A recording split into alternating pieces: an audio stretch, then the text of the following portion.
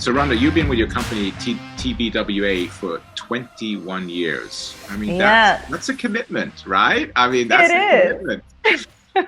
That's home. It definitely is. I know my born date. That's what I refer to it as my TBWA born date. It's March 19th, 2001. Okay, so March 19th, 2001, you're coming in. That's the beginning of the dot-com bubble, right? I mean, like things are beginning to shift. The landscape is shifting.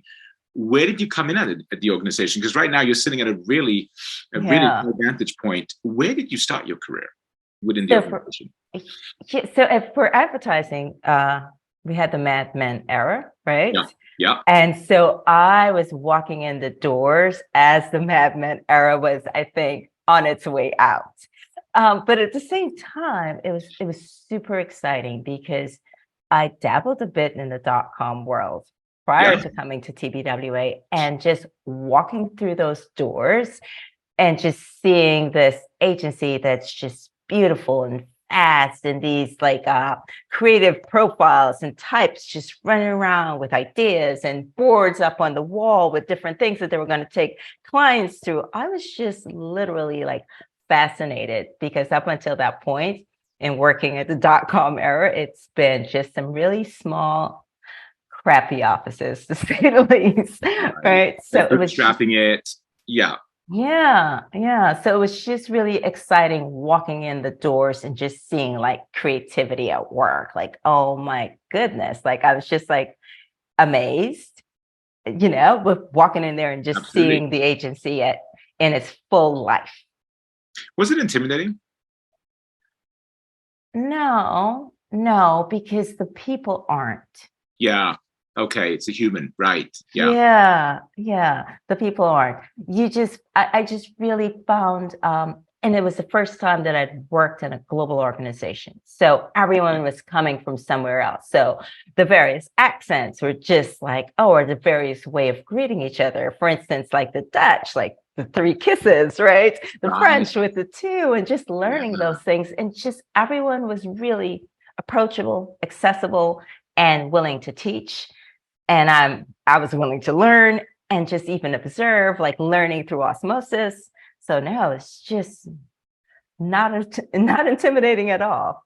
I love that. It was a very welcoming culture. You could just jump right in and get going. And so you started off as an EA, if I understand. Is that correct? That is very much so. Yes. And was that an advantage in many ways because you got to be part and you got to see a big swath of the organization and support different Uh, individuals and whatnot? It was for kind of sure. like a very immersive experience. It was a very immersive experience. It was a teaching environment. You learned a lot. I remember there was a situation once, and I would always take this with me. And we had the global CEO, the global CFO, and the head of the New York agency. And they were having a disagreement about something. And someone said, let's debate it. All right. So they're having a disagreement. Yeah. And it was just decided this is how we were going to solve it so that it's okay to have disagreements. Let's just determine how we're going to solve this. Yeah. And we're going to solve it through let's lay out the case. And I was just really amazed that at that point, like no one was just really running around screaming that they were able to solve in that environment. So it's just being exposed to those things as an EA, I felt that really grew my business acumen in terms of one, business communication, right? And Sure. effectively communicating. Right. That's one way. And yeah, so it was a learning environment for me. And building the right relationships and just having that immersive experience. What happened next? Did you see a door opening, or did someone see something in you and call it out? How did the progression begin? Yeah, so I really enjoyed being an EA. I really liked working for my boss. He was very generous. Yeah. And just again, I was learning so much and learning about just how our company was structured. So it's a big global network. At the time, we were called a network. We are in, at that point, 200 offices in Wow. 78 countries. So you are seeing and really having day-to-day interactions with people from just all over the world. Um, I was minding my business, and I always will remember this. I was minding my business with my head down doing something. And the global CMO said, "Hey, Rhonda, I'd like to talk to you." And I was like, "Yeah, okay." And I'm thinking, all right, is she going to ask for something that she's trying to get something with my boss? And am I having to go into defense mode here? And, Right. right, because I'm No, a I get it. gatekeeper at this point. Sure. All right. And so it's like, yeah, sure. And she offered me the role as a project manager on the marketing team. And gosh, it came out of the blue. I wasn't expecting it. So I'm like, yeah, let me think about that. Right. And so she had to do somewhat a bit of a campaigning, right, to convince me that, yeah, this is the role for me. And the hesitancy came because, gosh, I was happy where I was. Yeah. Yeah. I know what I know here, and in terms of dealing with the people, and excited in the role that I have. And there wasn't really in my and how she talked about the role, it just seemed really broad and somewhat vague. And so I had to see, well, what can I bring to this role that would really allow it to be mine? Yes. Right. Put your fingerprints on it, right? Like something that you Yeah, could get your head wrapped around. And okay. And that happened. So you made the shift. Is that correct? I mean, yeah. I did. I made the shift, and it was the best decision. It really was. Because in the marketing role, at least how TBWA is structured, how it was structured at the time, you sit in service to, if it's 10,000 employees, 10,000 people, Right. right? So you sit in service to the entire collective. And really, at that point, it's really learning to influence, learning really to sell ideas. Those are all of the things that then I became aware of, and really then had to grow my capabilities in those areas, because whatever is created at the center doesn't necessarily work for all. So it's really, or they may not be ready to adopt whatever it is that you've created. So, like, for instance, like even the intranet, like that was a big deal, like getting I remember it. I sure so, do. yeah, so really getting agencies to come on board. Like, we have created this thing, it's the intranet, and we want everyone to partake, and we're going to be connected. It'll make us better as a collective. So just learning really the art of influencing, Yes. learning and getting others on the bus. That's like soft power skills, right? Those influencing and building coalitions and driving change, right? It sounds like the role. Yeah, I could be wrong here. It sounds like the role had a lot of responsibility, but you had to rely more on those soft skills for the authority. Is that correct? It had to be collaboration. You couldn't just order somebody to do so. Is that true? Am I on the right track here? that is very, yes, definitely. And it still is. And even with our current CEO and how the structure is set up, we're not a command center. So as I work for the global department, yeah, and we're at the center, but it's not a command center out. So it's no one saying, "Hey, this is the way and you must go this way." This is what we've created, and we see the values being X, Y, and Z, and really convincing those CEOs to come on the bus. 100%. But over time, you've also built up relationship capital and trust, and you've had wins together. So, is there more momentum now when you roll something out? Is in the sense that, hey, this is working for both parties, and let's just continue driving change. Definitely. But change is always difficult because we're humans, and Right. yeah, we are comfortable with what we know. The unknown is always really, it's difficult to get people to take that risk and really try something different, because what you know. I think as human beings, Yes. change is it's inevitable. It's the only constant, and still we're always a bit hesitant. You migrated through a series of steps more towards the learning and development, or fully into learning and development within the organization. What prompted that move? What attracted you to that role? I have so many questions about that, but let's start there. What kind of shifted you into that side of the organization? Did it feel like a natural progression for you? I think it was based on how I saw the organization kind of working. So as a company, we always gather in person, like the in-person. When we were going through COVID, it was so difficult. Yeah. So this thing where we come together to learn, it's not anything that's new to TBWA. Right. It's in the DNA. Being a learning culture is in the DNA. And I saw that as, because it's in the DNA, and you see how people are able to like just connect with whatever new, whatever change you were bringing. Yeah. And just really, if it's collaborate in terms of even when we're solving creatively, come together to solve creatively. We have this format called SWATs, where you just come together to quickly solve. Just we've always done those gatherings. And so it was just a place where it's like, all right, I think I can level up on those. Like, I think I can get us to a different space with that. And so just one, seeing us gathering, and then just saying, my love for, if it's producing big events, and really wanting people to connect with whatever content is being delivered, kind of opened up this idea that, hey, we can do this in other areas. So that led me to, gosh, I want to focus on learning programs, and yeah, that led to the path into learning and development.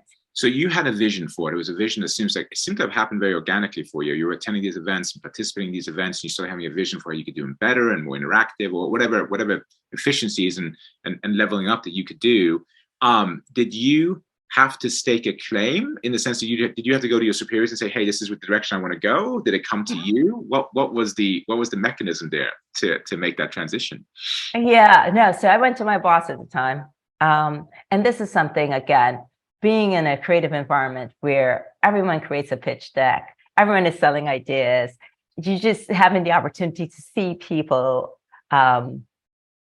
sell. Right. And in terms of bringing others on and pitching ideas, I thought the best way to do this would be, I would create a deck for what my new role would be and find the right time to pitch it to my boss.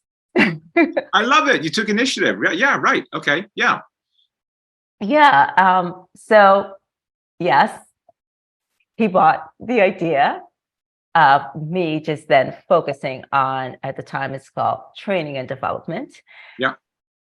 Then what I did was I created a program. So we had a few gaps. The gap that we had was having something for our emerging pirates. So people who are maybe less than 3 years experience. Okay. So we didn't do anything in that area and on a global level. So what I did was then take my love of reality TV. I love the real world. I remember the real world. Absolutely. Yeah. And be able to create and design a program, which we still have right now. It's called Right Academy, where we are bringing pirates from all across the collective, people with less than 3 years experience. We bring them together and fly them into a city where we have an integral office, and get them to work on a real client pitch. So the client is going to actually give them a real brief, and they come together to solve. You're doing this in a week, so it's really intense. That's so right. Yes, it's the intensity from the real world environment where, you have those tensions. Yeah. So there's that. And the fact that you're living together, you don't know your roommates because you've come into this environment. You don't know the people who you'll be living with. The cohort is then organized as teams. So you fly 30 people into one city. They're then organized as teams. They're living together. They're working together. They're learning together. Wow. So it's a hot house. But at the end, I'm always just really amazed by, I think, our people's creativity and how they're able to just come together and collaborate and just be able to deliver on the challenge, deliver to meet the challenges. It sounds incredibly immersive, which is really, really fascinating. And I love where you're going with. I bet you're continuously surprised by what comes out. It's right, this level of creativity and collaboration, what it produces. Is that true? Definitely. Yeah. Ideas you would never thought about, approaches you would never thought about, and doing it in a real live environment. I love it because there's a big difference between, dress rehearsal and opening night. Right. Yeah. I mean, you are going to be on stage in front of clients. You are going to pitch this. So it has that element of, what's what I'm looking for? Danger to a little bit. I mean, there's an element of like, hey, this is real. There's some real risks there, right? But I think that's what triggers flow. It sounds like this triggers a tremendous amount of flow amongst your teammates. Definitely. And I think what's great about it is that because they're coming into it with the level of experience or lack of, right? Yeah. They're not jaded. So they'll try the things that probably someone who's a bit more seasoned, it's like, maybe the client's seen this before, or this is not necessarily the way to go. But we give them a blank canvas in which, hey, you can solve for this. Yeah, right. I love that too. And also, I would imagine that accelerates their own development and organizational footprint, maybe that's where I'm looking, because they build relationships, have relationships with different teams, different departments. It kind of moves them along a lot faster, I would imagine, in what they can do within the organization, their comfort level. Is that true? Yeah. That's definitely the case. It keeps them connected as a cohort. So now you have people that you know from around the world. So you're connected as a global cohort. And you've been given this experience that definitely accelerates your career, your experience, because it's nothing that you would have locally. The risk is too high, right? That's right. For you to have done that locally. But here you are, you're given this platform to be able to solve, and with cohorts from around the world, you're able to bring that back to your agency. You come back to your agency with more confidence. Well, you're now sitting in an interesting role because you have over 20 years with your organization. You already have a culture of change leadership, change management. We had it in our previous conversation. You talked about the intersection of disruption versus destruction, which I thought was a really interesting intersection to sit at. And maybe we can touch on that. What would you say to organizations or individuals right now who are facing disruption, destruction, both as an organization, but also as an individual? Maybe they've been laid off. Right. Let's just get into tips and tricks, because you've reinvented yourself a number of times. You keep evolving, you keep growing, you keep trying new things. And you're right. When people hear change, I think most people just go to fear, right? Change is so heavily associated with fear, and the unknown is so rooted or deeply immersed in fear. I'm throwing a lot at you here, so let's just pick we'll pick one strand and we'll go with it. But let's say, if you're an organization, you have, maybe it's destruction, so you have no choice, or it's disruption, you choose to make the changes.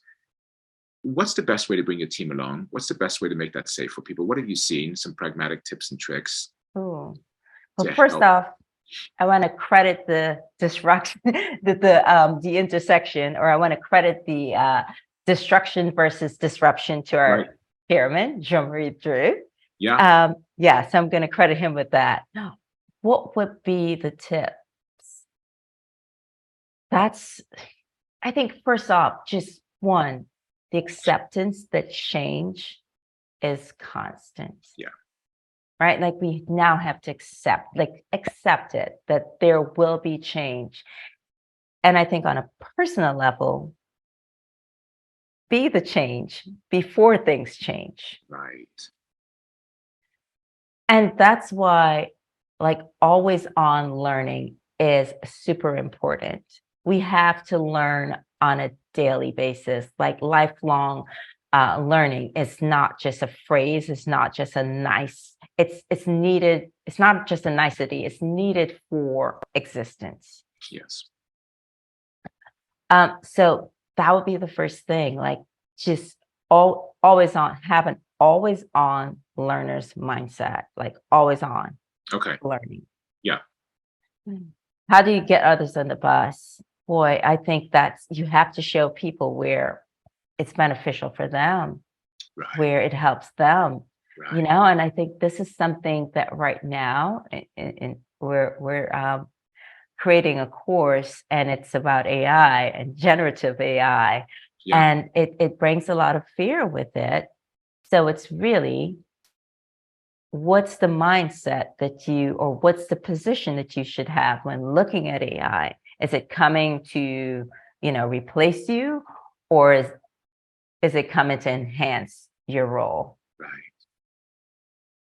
So I think positioning it in a way that really helps that person to get on the bus. How do you build a bridge? So positioning it in the case of like AI, it's coming to enhance your job. It's coming to really give you time to really focus your gifts, your talents, and abilities on the job, versus if it's, I don't know, ideating for a headline and spending 2 days or a day. It allows you, if you're using generative AI, if you're using AI, it enables you to be able to get that headline, or help you craft that copy. It gives you more options. So Yeah. it's there to enhance your job. It's a force multiplier. Yeah. It's a force multiplier. No, I love that. I love when you talk about be the change and live a life in a way that you expect it, and you keep maybe disrupting yourself on some level, right? Try new things, new habits, new patterns, new vacations, whatever. Stay in that flow state. Is that what I'm hearing? Stay in that flow state of change and be open to it. Definitely. Yeah. At the same time, we have to balance it, right? Because if we're always on change, then you kind of lose your grounding. Just, you have to balance it. And I don't want to say just, because finding balance is difficult. Very. Is there such a place as balance? Or is that a moving target too? What's supposed balance in one season is not going to be balanced in the next, right? Somebody told me once, I'm not focused on balance, I'm focused on abundance. I said, okay, well, what does that look like? Some areas of my life need more attention than others in this season versus the other seasons. So it's a constant, it feels like it's a constant moving target. So yeah, it is. It really is. I remember when I was getting married, my mom's cousin, right, said to me, she's like, basically, if you're winning at work, you're going to be losing at home. If you're losing, right? So it's just, and it's not even that black and white. It was just a matter of, you can't focus 100% on everything. You have to choose your battles. right. So the idea is to get better in the quality of your decisions. Yeah, right. Well, any final words of wisdom? Anything else you want to leave behind, having had an epic career? It continues to evolve. You continue to impact thousands of people's lives, which must be incredibly gratifying. Anything else that you've learned in the last 20 years that you think somebody else could pick up on in making their courageous decisions? Oh, I'm going to be very TBWA. Please. This one comes from Lee Clow.